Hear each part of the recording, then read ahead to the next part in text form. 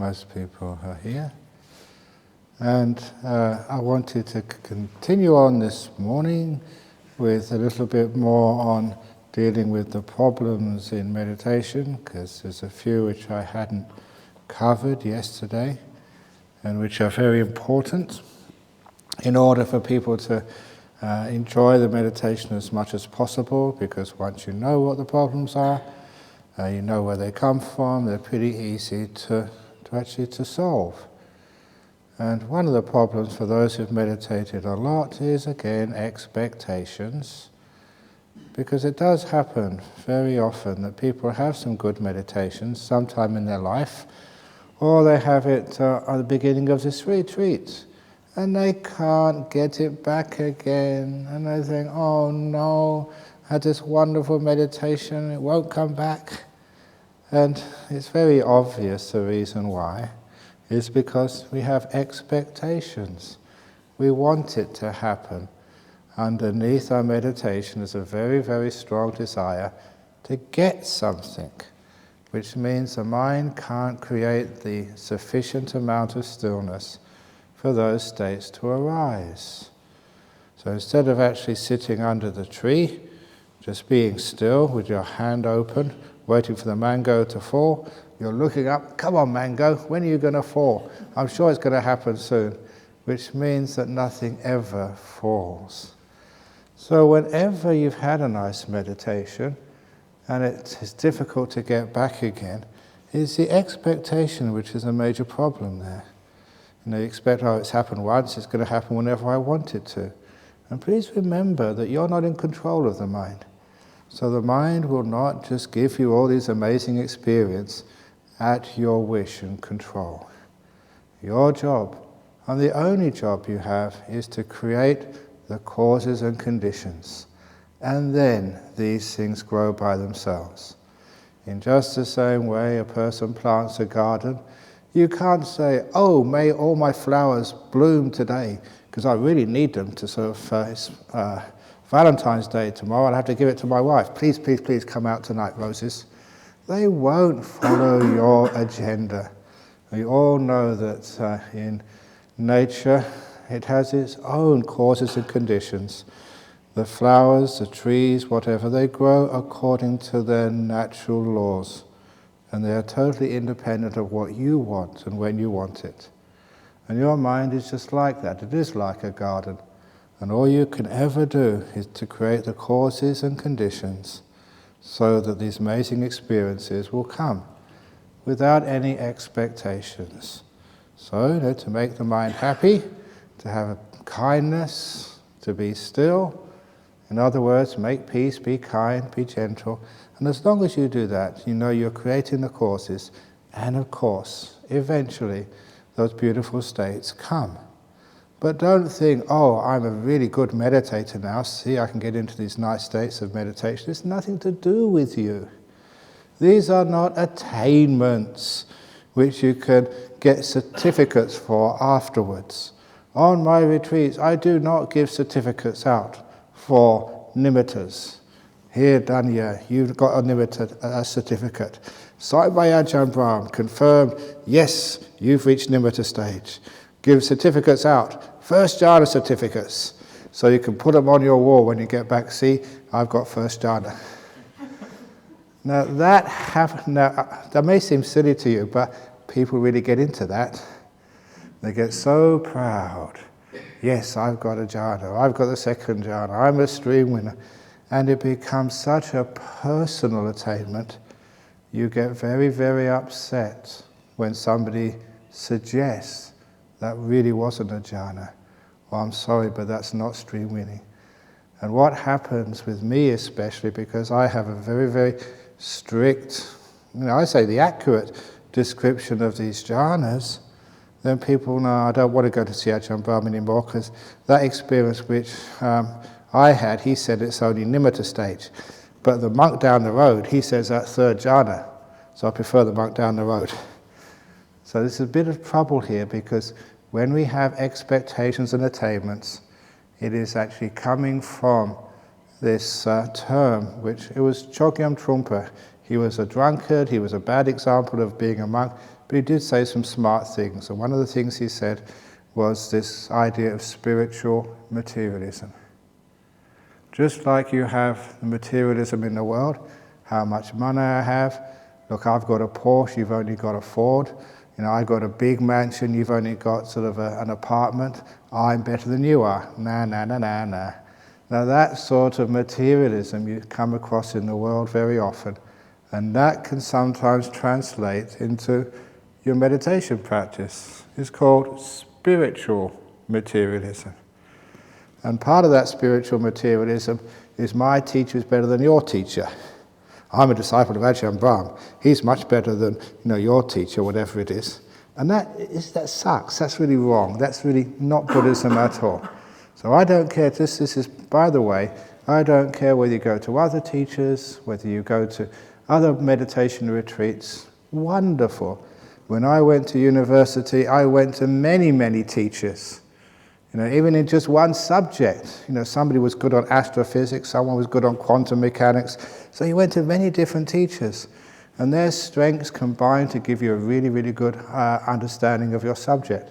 So even here, don't say, Ajahn Brahm is the best teacher, Ajahn Brahm is the wonderful super guy. No, go to many teachers if you want to, because otherwise it becomes spiritual materialism. And the same with your attainments. As I said at the beginning of this retreat, you are here not to attain something, but to let go of things. And that's a totally different attitude. You're here to disappear.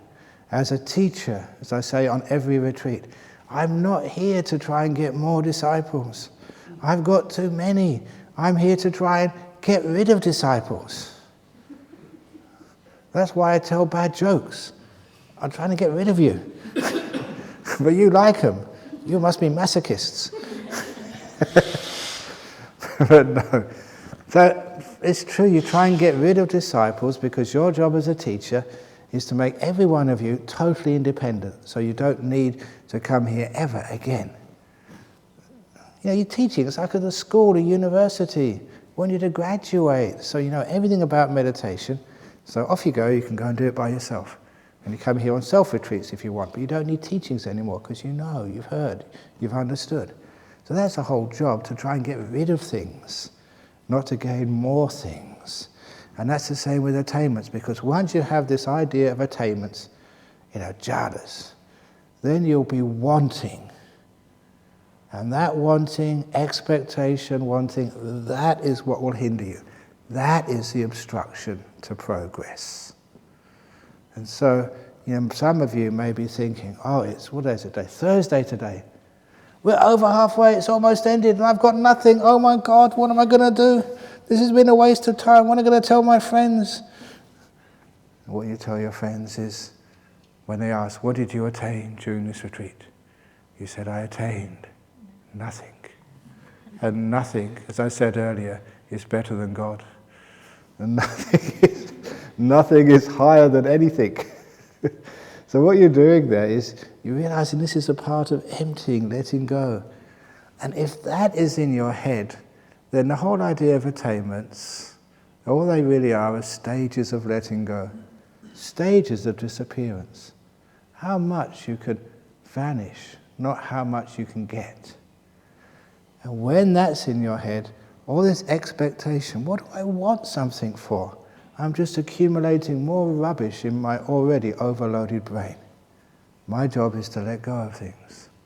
Let go of all expectations. Or let go of all wanting to be somewhere else or somewhere else. Now, that is part of letting go.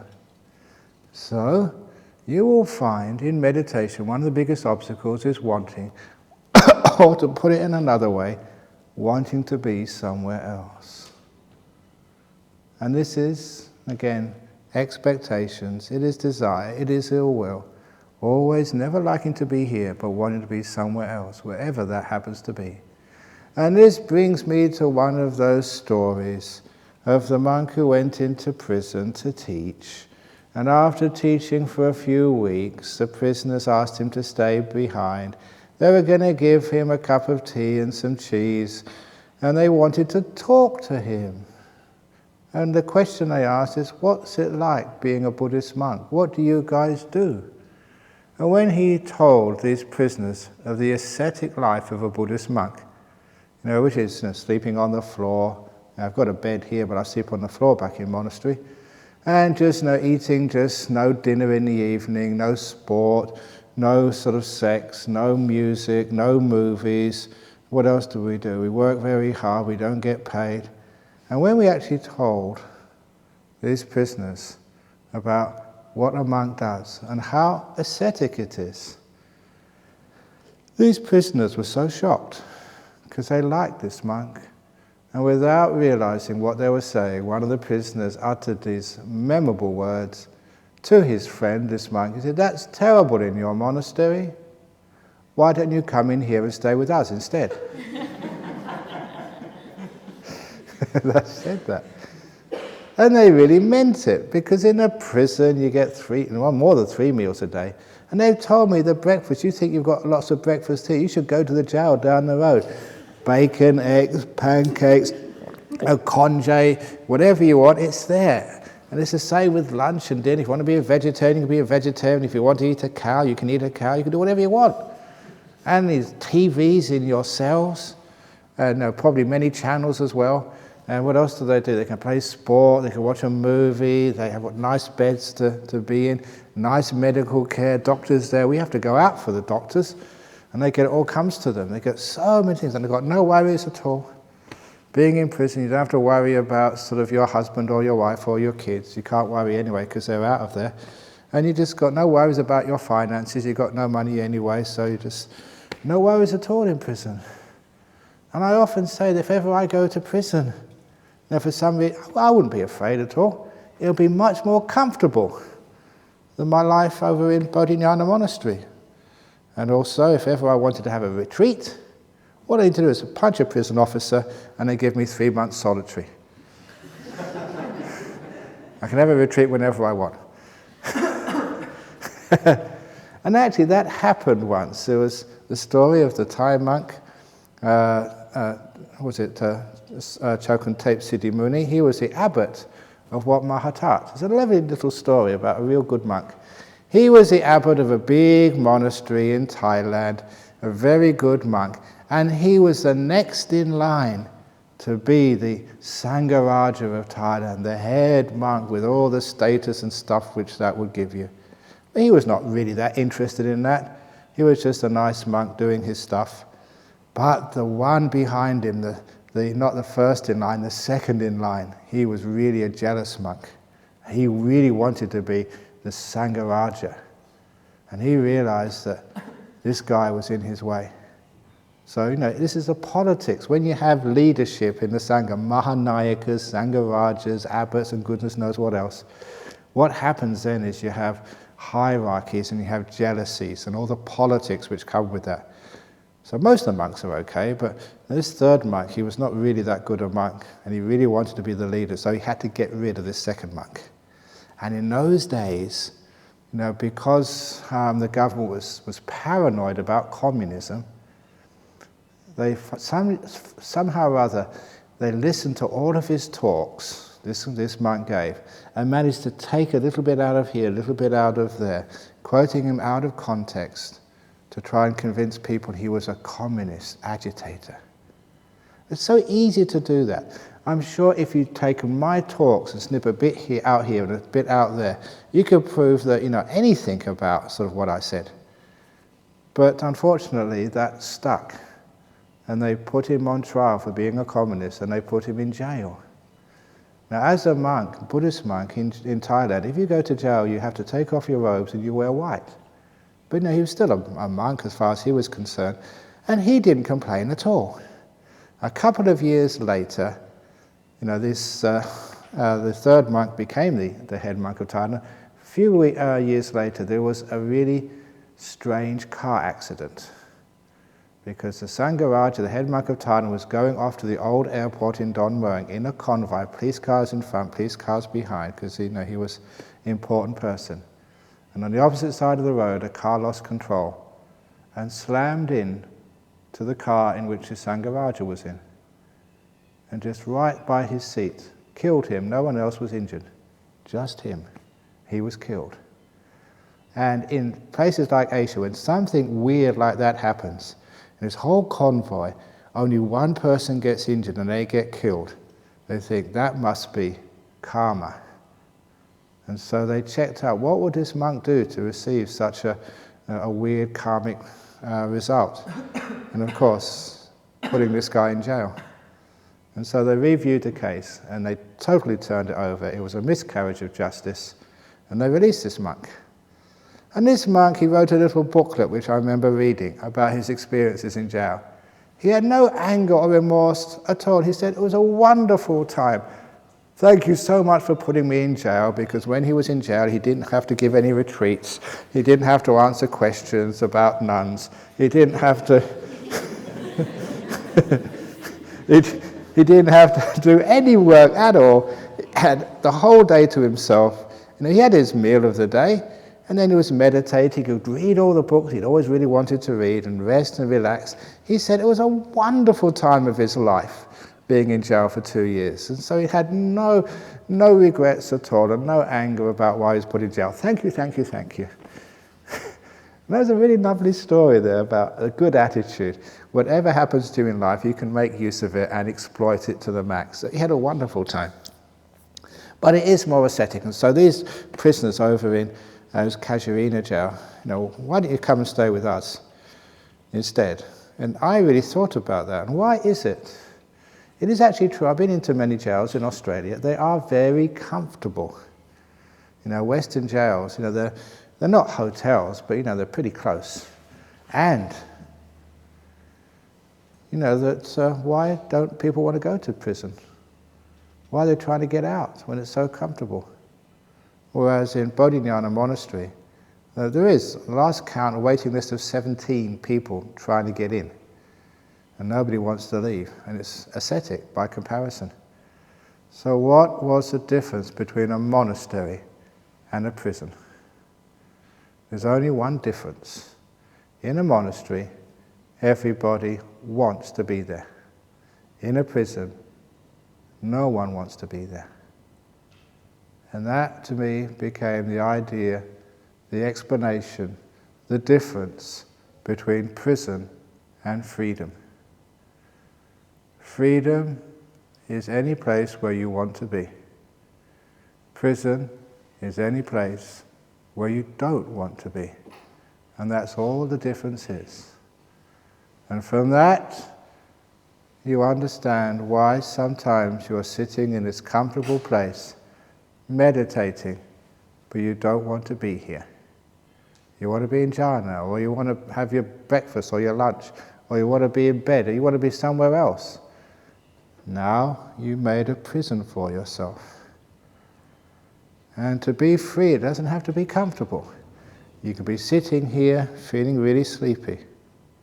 If you want to be sleepy, then you are free. If you want to be somewhere else, you are now in prison.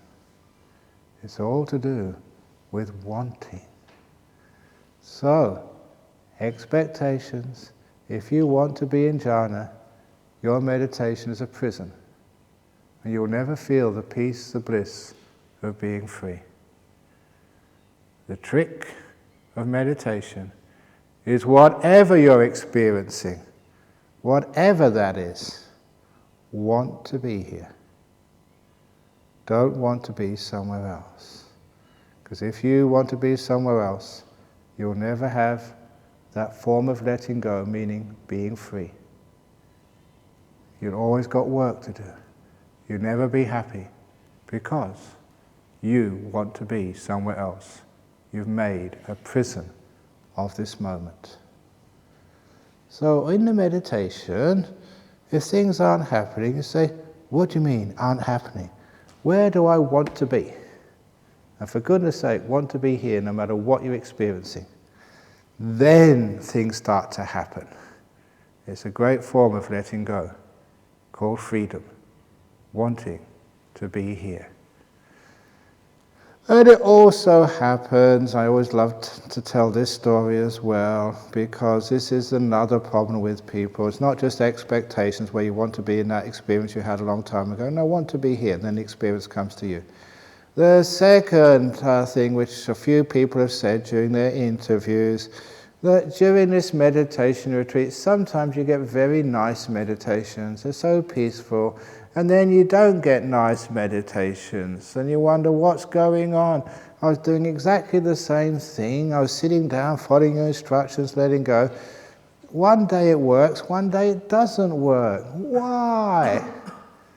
And the answer is that there is no such thing as a bad meditation. They all work if you understand the big picture. And the big picture is explained by the story of the migrant who came to Australia and got a job on a building site and worked hard all Monday, and at the end of the day he went home. His wife said, "Did you make any money?" He said, "No, they didn't pay me." He did the same on Tuesday, worked hard on the building site, got no money, and Wednesday as well. Thursday, okay, I'll just give it a try. Thursday, worked really hard, maybe 10 or 11 hours on the building site. And his wife said, "You get paid?" He said, "No, I got nothing, nothing at all. 4 days of work, I got nothing. I don't want to work again in Australia. They don't pay you." And the 5th day, on Friday, his wife sent him there just to get him out of the house because he was being very miserable. So he went to the building site, he worked, and even not that long. And the boss gave him a big pay packet with lots of dollars in it. And when he went home, he was smiling and happy, and he told his wife, "I figured it out now. In Australia, you only go to work on Fridays."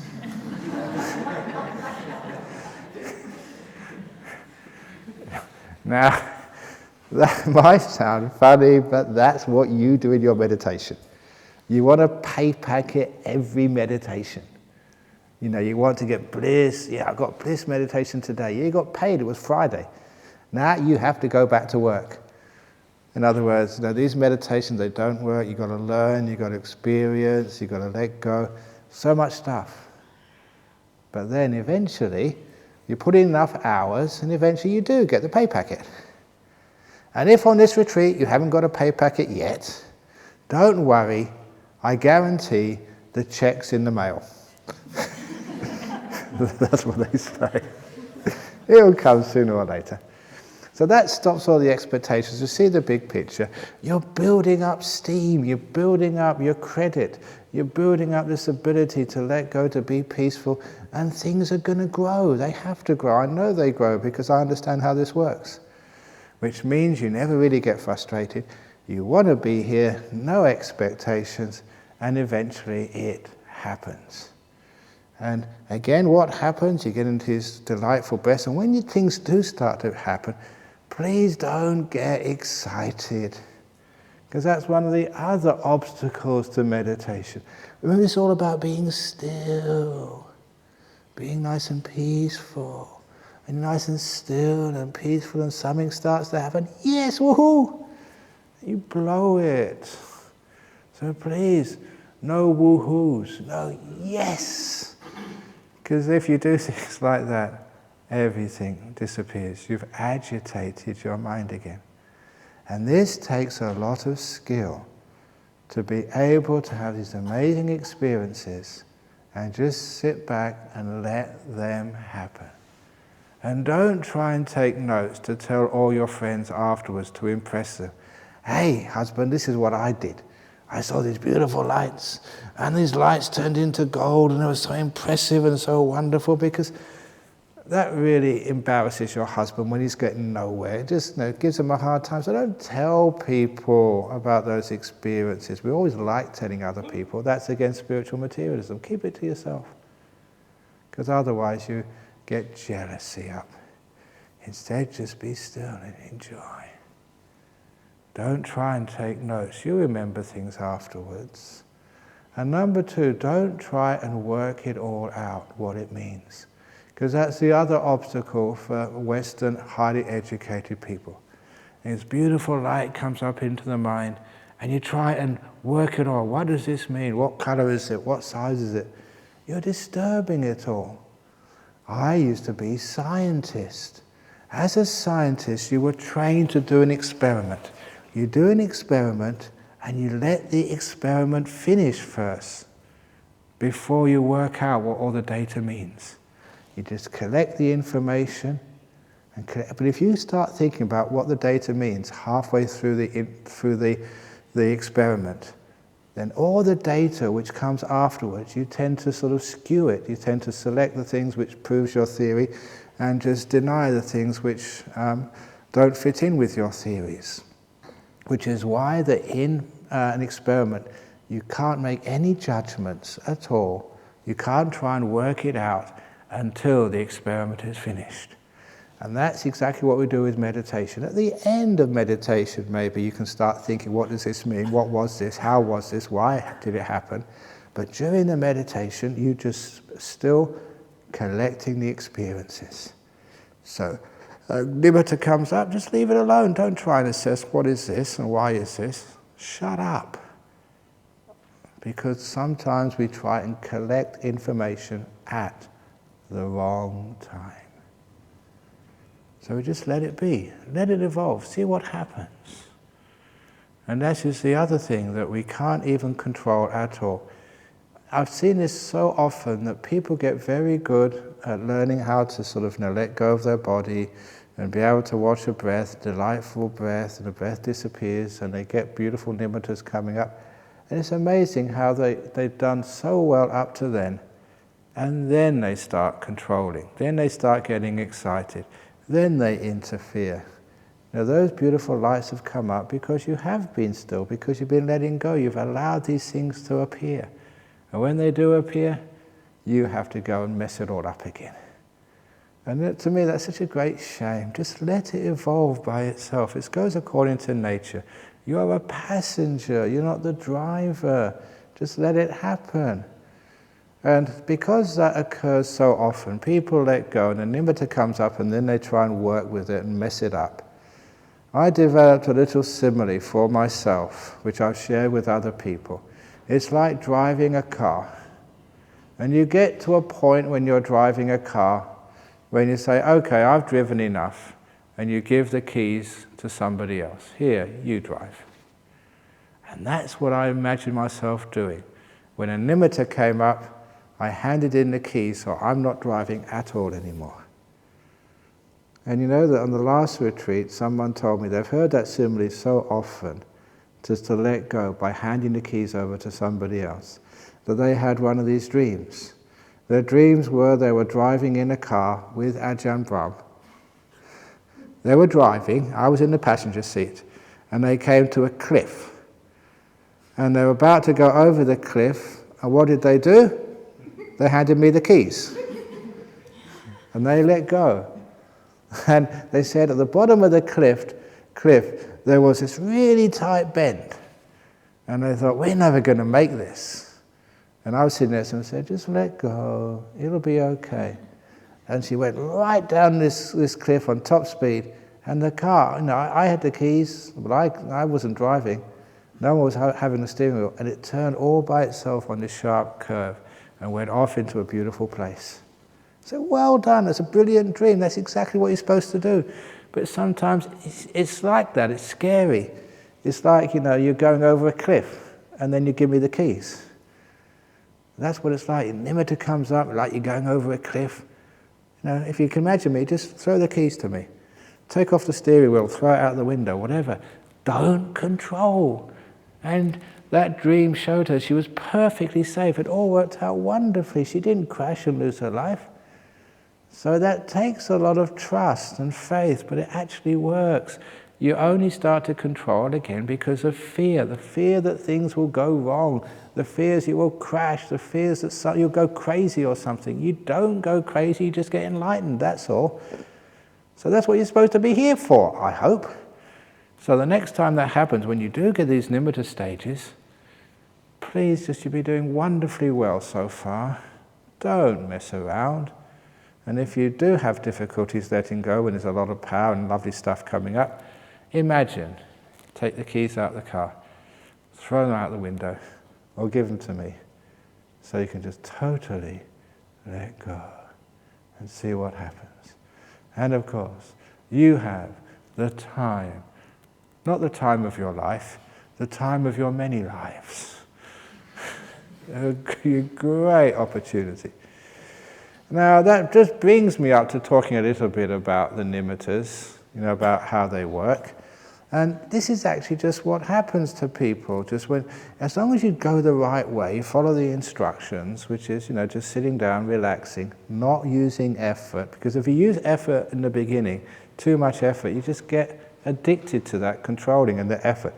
A little bit of a nudge here, a nudge there is fine at the beginning.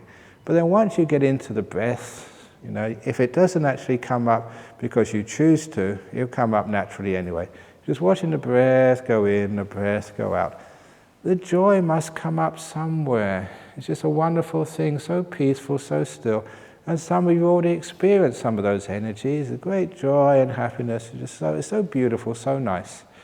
If it hasn't happened yet, don't expect it, don't want it, because that will stop it. Just be still, be peaceful, and it comes naturally by itself. It's just a natural event.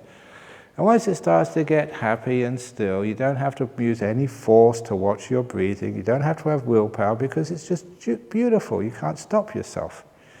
And so when it becomes beautiful like that, you're letting go a little bit more, which means you're more still, which means more energy, more power.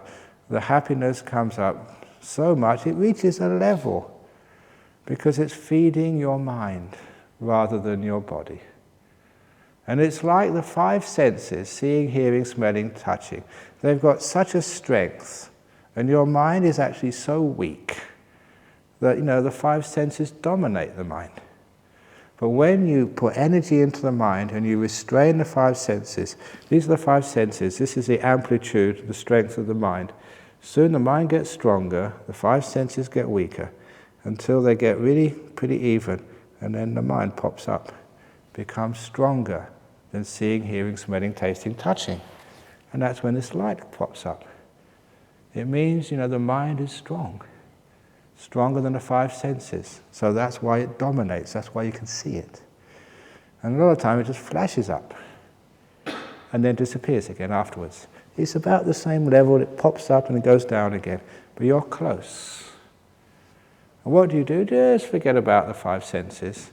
Be more still to give more energy up into the mind, so when it breaks up through the surface, it stays longer and longer and longer. What gives it the power is stillness, not doing anything, and restraining the five senses. On this retreat, we do restrain the five senses, except the food sense, the taste sense. But at least we only do that twice a day. Delicious breakfast and a delicious lunch. A long time ago when we used to say, monks only eat one meal a day. And someone said, no, that's not right. You eat one feast a day, not one meal a day. Because, we eat really well. So you eat 2 feasts a day, and breakfast and in lunch. You deserve it. But, in the afternoon and evening, there's no sort of sensory stuff going into your mouth. People don't dress up or wear makeup on this. So we're trying to restrain the senses, not excite them. And don't be afraid of nature, because nature is a very calming sense object. So you can go out, because the trees don't move that fast. Even the sunset is a very slow sunset. The dawn is very gentle. So when you get joy out of nature, it's not something which excites the senses. It actually calms them down. I just remember after 7 years as a monk in Thailand, I went to visit UK. And I went with Ajahn Brahm. He took me up he was doing some teaching tour of Scotland. We went to one person's house for a cup of tea in the afternoon. And I think his kids have the TV on, in another room, but I could see through 2 doors the TV. And I was looking at that TV. Now, I'd been a monk for 7 years, hadn't seen a TV for 7 years, and I couldn't believe just how harsh that was. The colors, it was so fast, every frame was moving so quickly, and it just gave you a headache. This is just so hard and so sharp and so oppressive. Of course, you get used to it when you see it every day. But if you haven't seen a TV for 7 years and you see it for the first time, it is just, it's a torture to your brain. It moves too fast. Nature, however, moves very slowly. It's very calming. It doesn't excite, it actually calms you down. That's why that is not a problem for you to go and watch a sunset or go for a walk in the forest. That's not sensory indulgence. That calms you down. So all here, 5 days, 6 days, 7 days on this retreat, your senses get very calm. And if you don't believe me, there was one guy here during a range retreat, doing a 3-month retreat. That was Fabian with the ponytail. And he said, "No, I'm not getting anywhere." And I said, "Yes, you are." He said, "No, I'm not." I said, "Okay, I'm going to ask you the next time the car from the monastery goes in, go to a shopping centre. Go to the shopping centre, go inside, and then come and tell me afterwards." And then he came after and said, "That was terrible, that was such hell." I said, "Yes, because you've calmed down so much. Now you realise how much you've calmed down on this retreat." He didn't realise it until because he goes to a shopping centre every day when he was at home. But when he actually been meditating for a while and then went to the shopping centre, he saw how hard that was and how harsh. Here you do calm down. So the 5 senses, they lose their power and they get weaker and weaker and weaker. And at the same time, the mind gets more and more energized. It gets all of your attention, gets all of your mental energy. Until it gets to that point, the mind gets strong, the 5 senses get weak, and that is when you see these beautiful nimittas coming up. The shine of the strength of your mind. Now, the obstacles when nimittas come up, again, sometimes they're really, really powerful, because your mind is pretty powerful. When the 5 senses disappear, that's a great sort of mind. You get a bit afraid of it, because anything which is powerful, which you don't understand, you are afraid of. Just like Asian people, I can't understand them, they are afraid of ghosts. Just because you don't understand them. Ghosts are cute, ghosts are cuddly, ghosts would want to help you most of the time, or at least they're just trying to get some help for themselves. They're not trying to harm or hurt you. But why people are afraid of those things is because they don't know them. They don't understand them. Same with these nimittas. You don't understand these things. That's why, this is way beyond me. That's why I have to talk about these things a lot until you get to understand what they are. So when they arrive, you know what to do with them. You don't get afraid of them. Let them come. They're beautiful. They're wonderful. And you don't need to do anything. They will stay. You know what happens to so many people when a nimitta first comes up? Yeah, it just flashes first of all. The ping pong nimittas who just come and go. But then afterwards, some actually stays. But it's so common for, you've been meditating, a nimitta is over here somewhere. It's not central. It's just on the edge. It's like it's checking you out. Are you ready for me yet or not? And if you go looking for it, then it will run away. Your job, when a nimitta comes up into the corner of your mind, some of you had this, if you haven't had this yet, you'll have it afterwards, is just be still, don't do anything. It's checking to see if you are ready. And then if you are ready, it will come into the center of your vision, all by itself. And if you get excited, it will go away again. Sometimes when I started working with these nimittas, they would always be moving and running all over the place. And that was an obstacle. And it took me a long time to find a simile which worked for me and to share with other people. Because I always tried to control it. Come on, be still. And it would make it move even more. Obviously now you should understand how stupid I was. Every time I tried to do something, I was feeding it agitation. I needed somehow to let go and do nothing. And I remember one day, being a monk, I was shaving, being a man, shaving, and I noticed the image of myself in the mirror was moving. And I realized, the image is moving because I'm moving. And straight away you got this insight. Nimittas, that's what's happening. If when I'm looking in a mirror, you can try this, look in the mirror, and you try and hold the mirror still, the image is still moving inside the mirror because the one who's watching is moving.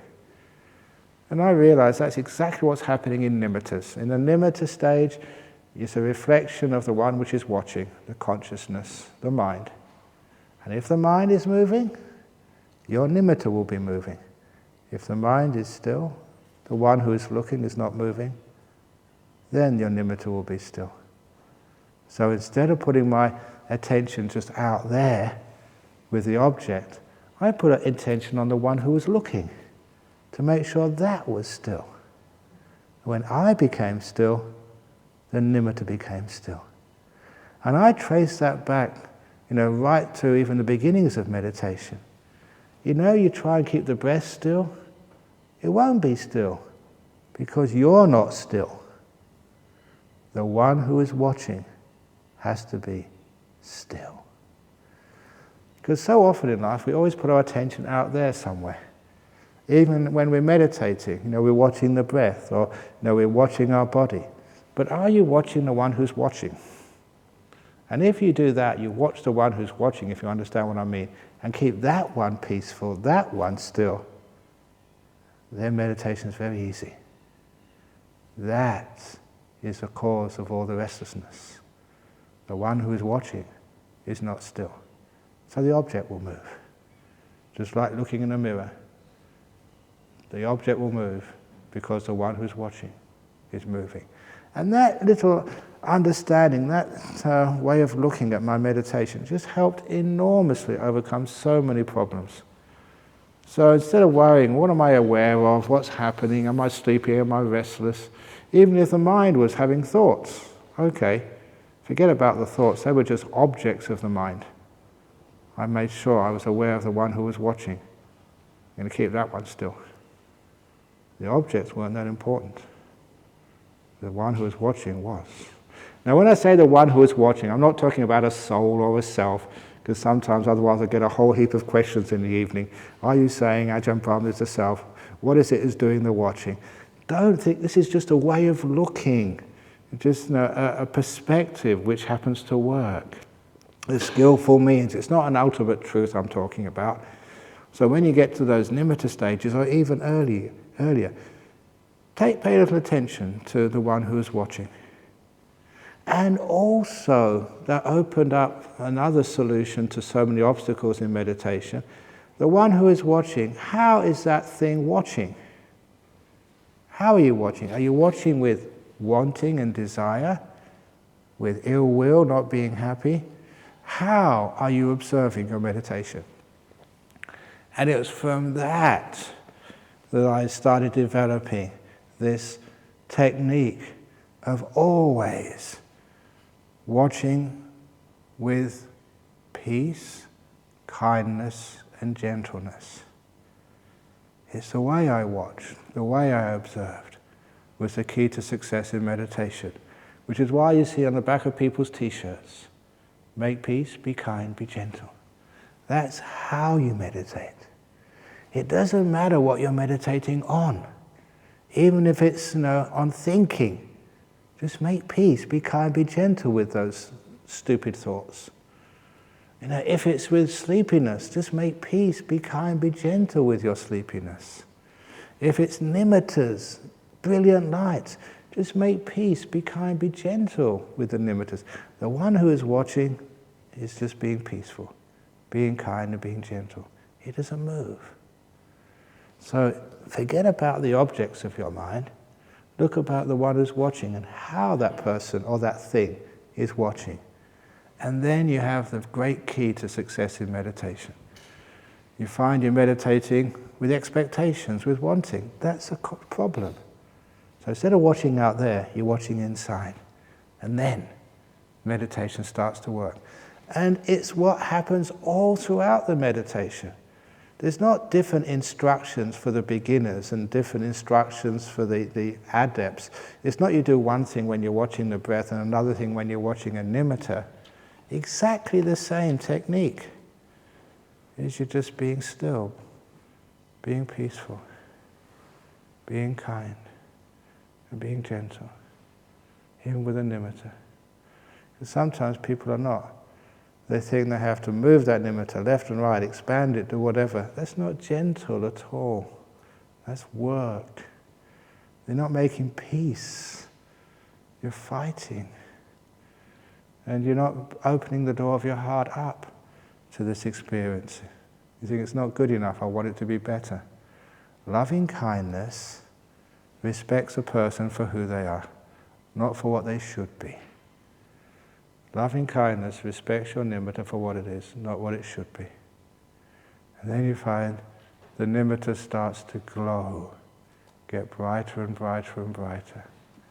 It gets brighter because the stillness gives it more energy, because the kindness is such a pure, beautiful power source. And this is what happens, you're sitting there, and this nimitta is so still. And you don't do it, it just becomes gorgeous, amazing, powerful, radiant. And you understand, those of you who know your sutras and gone to sutta class, it's one of the famous sayings of the Buddha. It's famous because it's been interpreted in the wrong way, by a lot of forest monks. The saying is, this mind is radiant when the hindrances have been overcome. And some monks have said that means the original mind is radiant. There's no word original anywhere in that Pali. It says the mind freed from hindrances is radiant. The pabhasara citta. And that's what it means. And a lot of times when I read these sayings in Pali, you had no reference point to it until you started looking at your meditation. Radiant mind, what does that mean? So, well, actually, my mind is radiant in these jhanas, or just beforehand, nimittas. So that is the radiant mind, and that's what it appears like. A light which is incredibly radiant, brilliant, like the sun. When you get to nimittas, the two little problems which people come up with, because this is what I came up with. Sometimes it was so bright, I thought I'd go blind. It's like looking at the sun. If you go out in the Australian sun and look at it, you will go blind. It's bad for your eyes. But the thing was, this is not a visual object. This is a mental object. You're not seeing it with your eyes. It's not light falling on the retina. It's actually just the brightness of the mind. So you don't go blind. You can take as much as you like. And the other problem, which is a nice problem, which I'm sure many of you think, I wish I had this problem, was that sometimes the bliss got so strong that I thought that no human being can take so much ecstasy. That there must be a limit to how much pleasure you can actually take before exploding. And that's how you perceive it. And then sometimes, you think, oh, let's see what happens. And the one insight I found out, there's no limit to the ecstasy you can experience. You don't have to be afraid. Go for it. It will blow your mind how much joy and bliss the human mind can experience. Much more than your body. Isn't that encouraging? Bliss upon bliss upon bliss. And I'm saying this not to sell something, but to say, don't be afraid when that happens.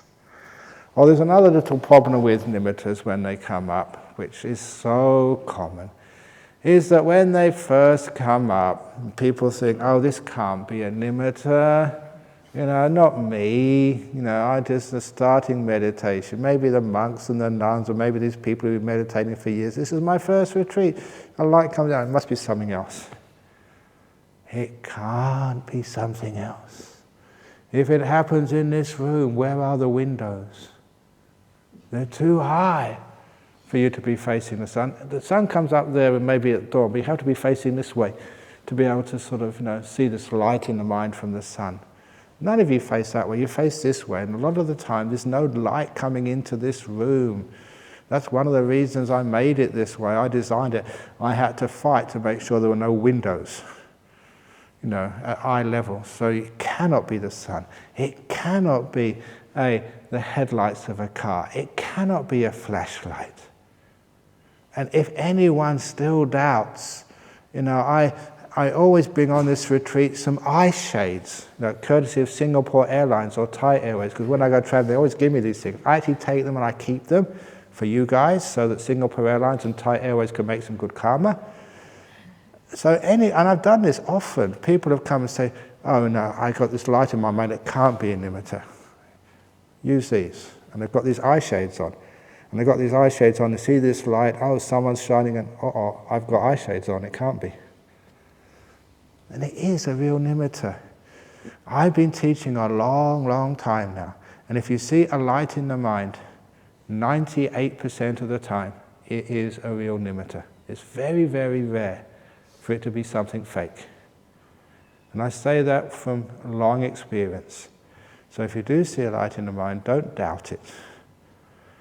You can take it for granted that that is a nimitta. Your mind is beginning to have enough energy and power to actually to manifest, so you can actually see it. It's a reflection of the one who's watching. And now you know what to do with it. Just be still, and it gets stronger and stronger and stronger, and lasts longer and longer and longer. And now it's so easy to meditate. It's nice to watch the breath when it's beautiful, but imagine watching this beautiful light in the mind, which is blissful and gorgeous. Of course, you can look at it for a long, long, long, long, long time, because it's peaceful, it satisfies you, the mind just doesn't need to go searching for anything else, because it's totally satisfied, and it stays and stays and makes you even more still until you can get into these amazing jhana states. But I'll tell more about the jhanas later on during this retreat. But in the meantime, I just want people to get close there and to develop these beautiful lights and nimittas. It doesn't matter what color they are. I know sometimes when you start talking about these things, and some monks who don't know what they're talking about say, oh no, the blue light is the best, the purple lights, or the yellow, the golden lights. Because I've been teaching a long time, you get sometimes different lights at different times, they're all good. It doesn't matter what color they are, as long as they're beautiful. And the real nice ones, if it is, say, a blue, it's the sort of blue you will never ever see in the real world. It's more blue than any blue. More purple, a deeper purple than the rock band. If you know what I'm talking about. You know, I saw them once when they were just starting off, years and years ago. And really rich colors like you never ever really see in the real world, but they're there because this is a mental image. And it doesn't matter what color they are, as long as they're beautiful. I never forget this fellow. He was a pest exterminator. That was his job, but he was a really good person. Other than that, he was a really kind, very gentle, very wonderful person. And he got in this deep meditation once, and he said he saw this nimitta, but it was weird. It was a black nimitta, maybe because of his job. But he said it was, when I thought, this is really weird. I've never ever heard anyone else except this guy get a black-colored nimitta. So he never dismissed people. You always say, well, what was it like? And that's when he said, this was just blacker than any black I'd ever seen. And it was beautiful. It was like satin black, like deep black, powerful. It was just so beautiful.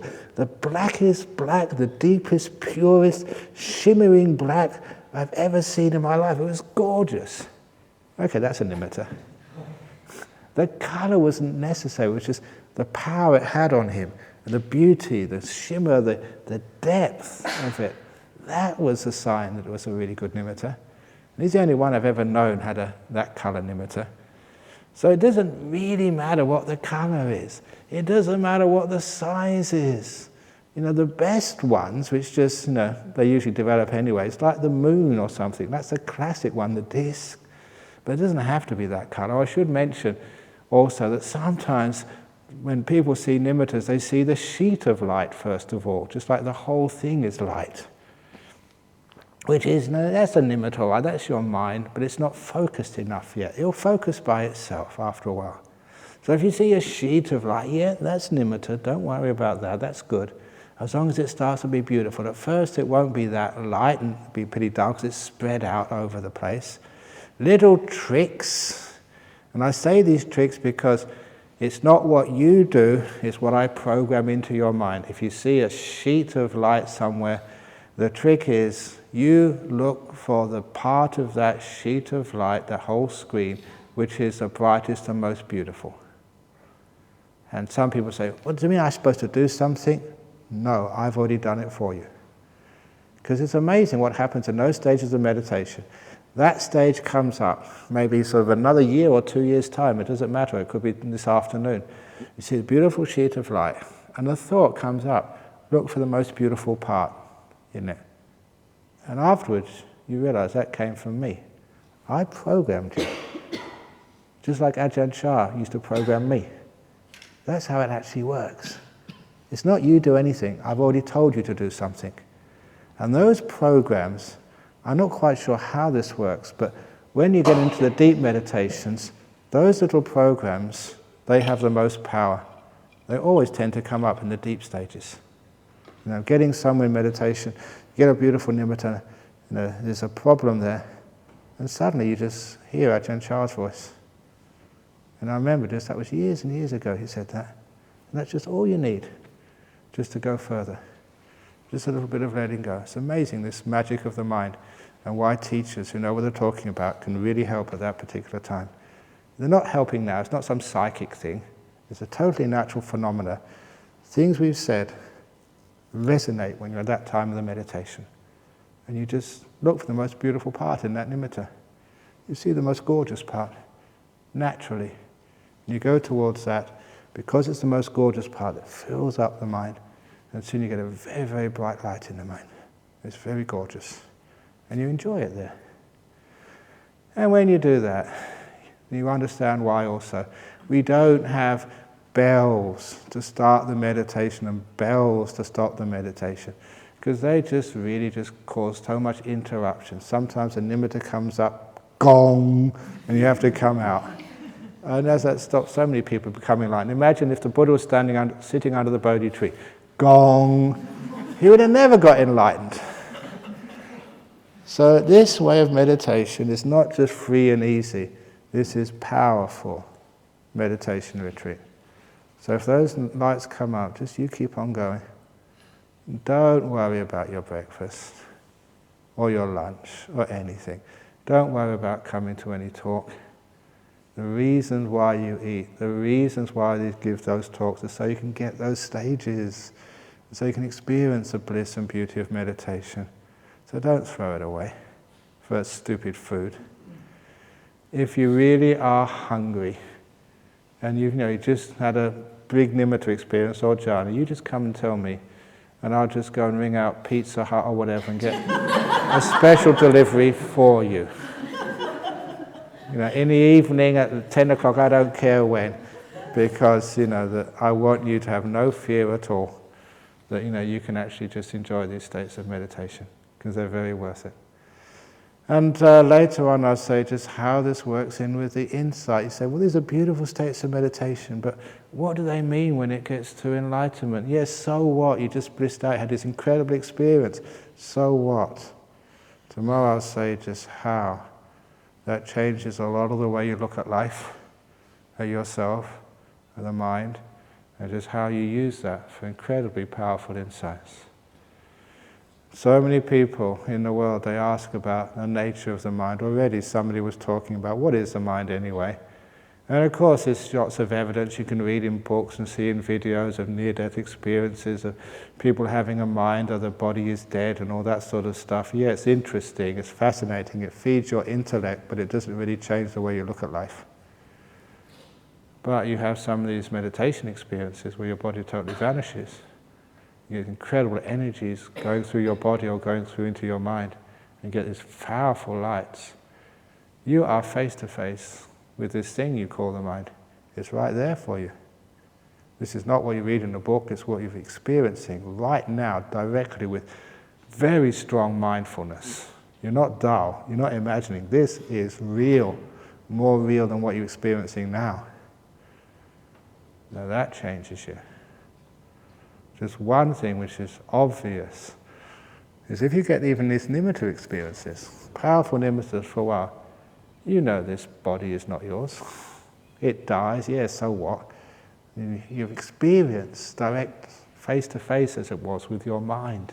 This thing, the citta, whatever you wish to call it. At least you know that that is totally independent of your body. Bodies are sick, old. That doesn't affect that nimitta at all. You may have dementia. You may be a woman, a man, you may be highly educated or just gone through grade 1, 2 or 3. That doesn't affect that nimitta at all. Girls' nimittas, boys' nimittas, gay nimittas, they're totally the same. When they say men are for Mars and women are for Venus, all they mean is your bodies and your culture. When it gets to your mind is from the sun. That's what it looks like anyway. It's a beautiful sun in the mind. That is where we all come together, no matter what race, religion, gender, or sexual orientation. That is what we share together. It's incredible mind. And if you want to know what it is, you've come to the right place. You're going to experience it. And as the Buddha said, it's one of his similes of the goldsmith. If a person is a goldsmith, they've got to take some gold, which is always impure, because it's always got these other elements mixed in with it. They've got to take that gold and purify it. So there's 100% gold, no tin, no selenium, no iron, just gold, 100%. And then they said they can test its qualities and find out what gold truly is. Just when you've got just your mind, your sixth sense, no seeing, hearing, smelling, tasting or touching, just your mind, then you can understand what it is. You can test it.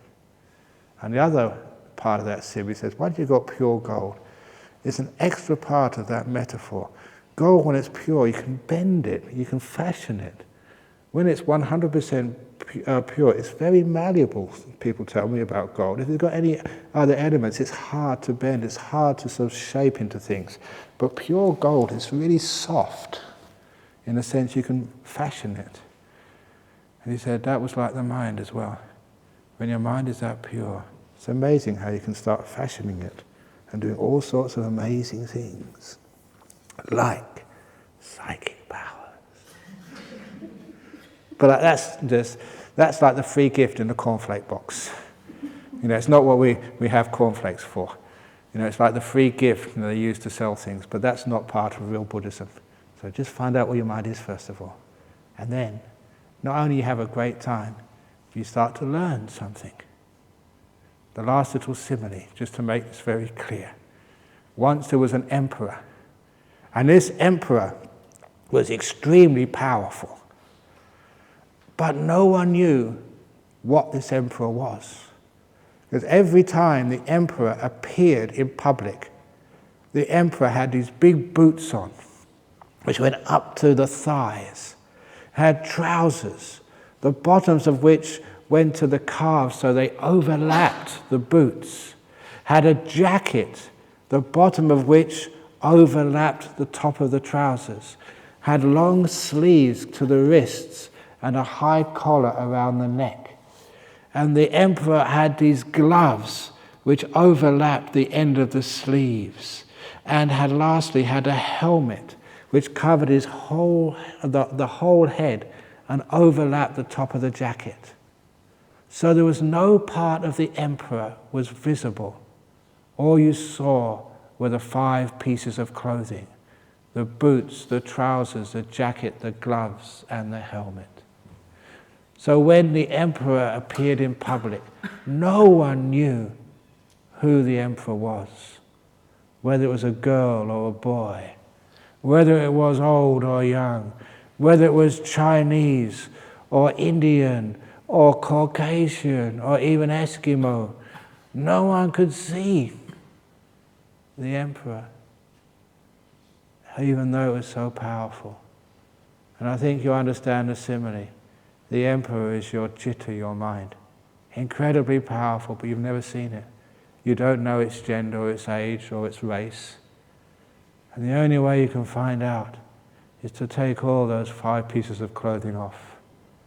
Take off the helmet, the gloves, the jacket, the trousers and the boots, to see the emperor without any coverings. You take off seeing, hearing, smelling, tasting and touching, and all the thoughts connected with those 5 senses, until there's nothing left. No more coverings, just your mind. then you understand exactly who, or rather what, this emperor is, which controls your life, experiences, causes you grief, fear, anxiety, anger, love, beauty, kindness. You find out what this thing is at last. And this is how you take off those clothings, how you undress the emperor, which is your mind. Da da da. So, not many jokes on that talk, but hopefully it's interesting. The problems of meditation, and then into the nimittas, how to deal with them, and why. Very good. Okay. Sadhu.